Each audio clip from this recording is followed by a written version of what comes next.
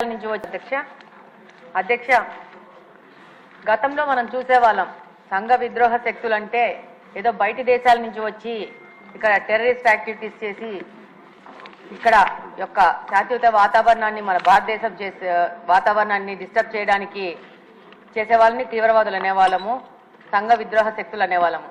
కానీ 2019వ సంవత్సరం నుంచి దీని అర్థం మారిపోయింది. గత పాలకులు గాంజా అనే మత్తు పదార్థాన్ని రాష్ట్రం మొత్తం తీసుకొచ్చి ప్రజల మీద దాడులు అనేది పెరిగిపోయాయి. ఈ గాంజా సేవించిన వాళ్ళు సామాన్య ప్రజల మీద దాడులు చేయడము, వాళ్ళని ఇబ్బందులు గురి చేయడం జరుగుతూ ఉంది. అధ్యక్ష, ఒకప్పుడు గాంజా అనేది పెద్ద పెద్ద నగరాలకి, పెద్ద పెద్ద సిటీస్కి మాత్రమే పరిమితమయ్యేది ఉంది. ఆ సిటీస్లోనే పబ్బులలో, రెస్టారెంట్లో అవైలబుల్ ఉంది. ఇప్పుడు గాంజా అనేది చిన్న మండల స్థాయికి, గ్రామ స్థాయికి చేరుకోవడం జరిగింది. ఇప్పుడు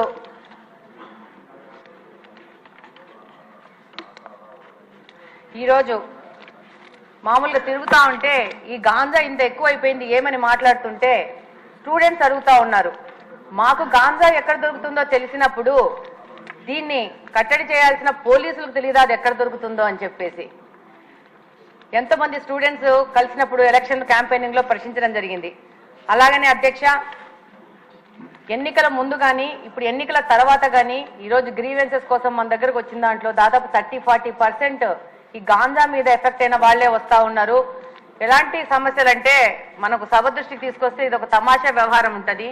పిల్లాడు గాంజాకి అడిక్ట్ అయ్యాడని చెప్పేసి దాంట్లో నుంచి బయటికి తీసుకురావడానికి ఏవో మాయలు మంత్రాలు అని చెప్పేసి ఎవరో సాముల్ని మీద ఆధారపడి వాళ్ళు వచ్చి వాళ్ళ ఇంట్లో ఉన్న బంగారం అంతా చూసి వీడు గాంజా మీద ఎఫెక్ట్ అవుతున్నాడు ఈ అబ్బాయి అని చెప్తే వాళ్ళు ఆ బంగారంతా దొంగతనం చేసుకుని వెళ్ళిపోతే ఆ కేసు ఇప్పటికీ కడపలో 2 టౌన్ పోలీస్ స్టేషన్ లో FIR రిజిస్టర్ అయ్యింది. నిన్న 1 వీక్ బ్యాక్ కూడా సదరు మహిళ వచ్చి నాది ఏదో సమస్య తీర్చండి అని చెప్పింది. అంటే దాదాపు సామాన్య ప్రజలు ఈ గాంజా వల్ల ఎంత ఎఫెక్ట్ అయ్యారంటే అసలు ఈ 5 సంవత్సరాల్లో మిగతా సమస్యలు ఒక ఎత్తు అయితే గాంజా సమస్య అనేది ఇంకొక పెద్ద ఎత్తుకు చేరుకోయింది. అలాగనే అధ్యక్ష, ఈ గాంజా సేవించిన వాళ్ళు సామాన్య ప్రజల మీద షార్ప్ ఆబ్జెక్ట్స్, ఇందాక హోమ్ మినిస్టర్ గారు అన్నట్టు బ్లేడ్ బ్యాచ్ అంటారు, వాళ్ళు అది బ్లేడో షార్ప్ ఆబ్జెక్టో చిన్న నైఫ్ లో తెలియదు కానీ ఆ గాంజా మత్తులో వాళ్ళకి అంతకు ముందు వాళ్ళతో ఏదైనా గొడవలు జరిగినా కానీ ఏమి జరిగినా కానీ ఏ విధమైన ప్రొవొకేషన్ లేకున్నా కూడా వాళ్ళని అటాక్ చేయడము, వాళ్ళ మీద దాడులు చేయడము, దాదాపు వాళ్ళకి ప్రాణం మీద ప్రమాదం వచ్చే లాగా దాడులు చేస్తా ఉన్నారు. రంజాన్ మాసంలో కడప నియోజకవర్గంలో ఒక మసీదు నుంచి రాత్రి 11 గంటలకి నమాజు చేసుకొని బయటికి వస్తుంటే వచ్చిన పిల్లోడిని అసలు without any notice sharp object తీసుకొని కొయ్యడం జరిగింది. అబ్బాయికి దాదాపు రిప్స్ లో దాదాపు 3-4 ఇంచెస్ లోపలికి వెళ్ళి హైదరాబాద్ అపోలోకి తీసుకొచ్చి దాదాపు 20 రోజులు పెట్టి దాదాపు 5-6 లక్షలు ఖర్చు అయిందని కూడా చెప్పారు. చెప్తున్నాను. అయితే దాని మీద పోలీసు వాళ్ళకి దగ్గరికి వెళ్తే చాలా నామినల్ దొమ్మి కేసు, చిన్న 2 మనుషులు కొట్టుకుంటే జరిగిన గొడవలాగా కేసు రిజిస్టర్ చేశారు. అది గత ప్రభుత్వం వైసీపీ ప్రభుత్వ హయాంలో జరిగింది. ఇలాంటి కేసెస్ చాలా ఉన్నాయి పోలీస్ డిపార్ట్మెంట్ దగ్గర. వాటన్నిటి కూడా మళ్ళీ చెక్ చేసేసి వాటిని సరైన FIR రిజిస్టర్ చేసి వాళ్ళకి న్యాయం చేయాలని కోరుకుంటున్నాను. అలాగనే ఈ గాంజా మీద ఒక స్పెషల్ టాస్క్ ఫోర్స్ ఏర్పాటు చేసి ప్రత్యేకంగా మీకు అవసరం ఉంటే నాకంత తెలియదు కాబట్టి స్పెషల్ గా రిక్రూట్ చేసుకునైనా కూడా దీని మీద ముందుకు పోవాల్సిన అవసరం ఎంతగానో ఉంది. లేకపోతే సమాజం మొత్తము పాడైపోయే ప్రమాదం ఉంది. ధన్యవాదాలు అధ్యక్ష. ఈ బ్లేడ్ బ్యాచ్ నియంత్రణ గురించి ఒకసారి మాట్లాడాలనుకుంటే లాస్ట్ 5 yearsలో నేను చాలా సందర్భాల్లో చెప్పాను అధ్యక్ష, పోలీసు వ్యవస్థని, పోలీస్ నిఘా వ్యవస్థని కూడా కంప్లీట్గా నిర్వీర్యం చేసే పరిస్థితి వచ్చింది అధ్యక్ష. ఎందుకు ఈ మాట చెప్తున్నానంటే లాస్ట్ 5 yearsలోని కూడా అప్పుడు ముఖ్యమంత్రి జగన్మోహన్ రెడ్డి రోడ్డు మీదకి వస్తే పరదాలు కట్టడానికో, బారికేడ్లు వేయడానికో, లేకపోతే హౌస్ అరెస్టులు చేయడానికో వీటి మీద పెట్టిన దృష్టి అసాంఘిక శక్తుల్ని పట్టుకుందామని కానీ, నేరస్తులను పట్టుకుందామని కానీ, వాటిని పట్టుకునేడానికి ఉన్న సిస్టమ్ని కనీసం వాళ్ళు తిరిగి పునరుద్ధరించుకోవాలనే తపన కూడా లేకుండా మొత్తం నిర్వీర్యం చేసిన పరిస్థితి వచ్చింది అధ్యక్ష.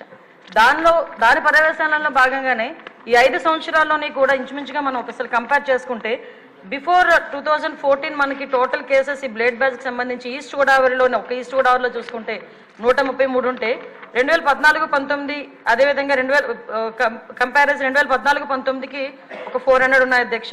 2019-24లో ఒకసారి మనం చూసుకుంటే అధ్యక్ష దగ్గర కేసెస్ అవన్నీ కూడా దగ్గర డబుల్ అయిన పరిస్థితి అధ్యక్ష. వీళ్ళ మీద ఎన్ని పీడీ యాక్ట్లు పెట్టినా ఒక ఈస్ట్ గోదావరిలోనే ఇంచుమించుగా 500 వరకు కేసెస్ నమోదు బ్లేడ్ బ్యాచ్ ఐడెంటిఫికేషన్ చేయడం అధ్యక్ష. వీళ్ళే కాకుండా మనకి రాజమండ్రి అదేవిధంగా ఎన్టీఆర్ డిస్ట్రిక్ట్ లోనే ఎక్కువ ఈ బ్లేడ్ బ్యాచ్ అనేది ఎక్కువగా ఐడెంటిఫికేషన్ అయి ఉంటుంది. వాళ్ళు ఇంచుమించుగా దగ్గర రెండు కలిపి ఈ మొన్న 2019-24లో దగ్గర 825 మందిని ఐడెంటిఫికేషన్ చేయడం జరిగింది అధ్యక్ష. ఐడెంటిఫై చేయడం ఒక ఎత్తు అయితే వీళ్ళు నియంత్రించే సిస్టమ్ అయితే పోలీస్ డిపార్ట్మెంట్ లో లాస్ట్ 5 సంవత్సరాలు లేదు అధ్యక్ష. ఎందుకు ఈ మాట చెప్తున్నానంటే దగ్గర 15,000 సీసీ కెమెరాలు 2014-19 వరకు టీడీపీ హయాంలో పెడితే ఒక్క సీసీ కెమెరాని పెట్టకపోవడం సరికదా, ఉన్న సీసీ కెమెరాలను కూడా పునరుద్ధరించుకోకపోవడం అనేది నిజంగా ఒక సిగ్గుచేడు అధ్యక్ష. ఎందుకంటే ఎక్కడికి అంటే మీలాంటి వాళ్ళు పెట్టేటప్పుడు సీసీ కెమెరాలు బాగా పనిచేస్తాయి సార్. అప్పుడు తీసేసి వీడియో తీశారు కదా సార్ మిమ్మల్ని చూపించడానికి, డైరెక్ట్ వీడియోలో చూపించుకున్నాడు. విషయం ఏంటంటే సీసీ కెమెరాలు తీసేయడం, సీసీ కెమెరాలు పునరుద్ధరించుకోకపోవడం ఒక ఎత్తు అయితే కనీసం మనం ఒక క్రిమినల్ పట్టుకున్న తర్వాత అతని క్రిమినల్ బ్యాక్గ్రౌండ్ మనం చెక్ చేయడానికి automated finger print identification system అని చెప్పి అది కూడా చంద్రబాబు నాయుడు గారి హయాంలో మనం పెట్టడం జరిగింది. దాన్ని కూడా డబ్బులు కట్టగా దాన్ని కూడా కంప్లీట్ గా నిర్వీర్యం చేసిన పరిస్థితి అధ్యక్ష.